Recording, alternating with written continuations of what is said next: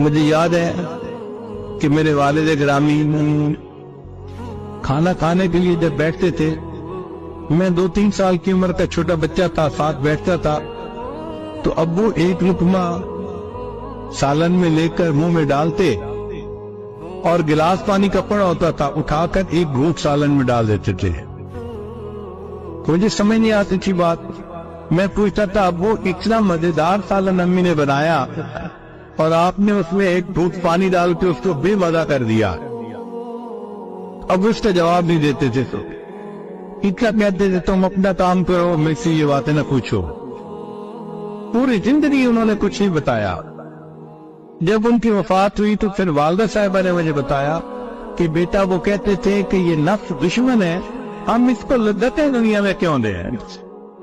लजीज खाना आता था, उसको बेमजा करके खा लेते थे।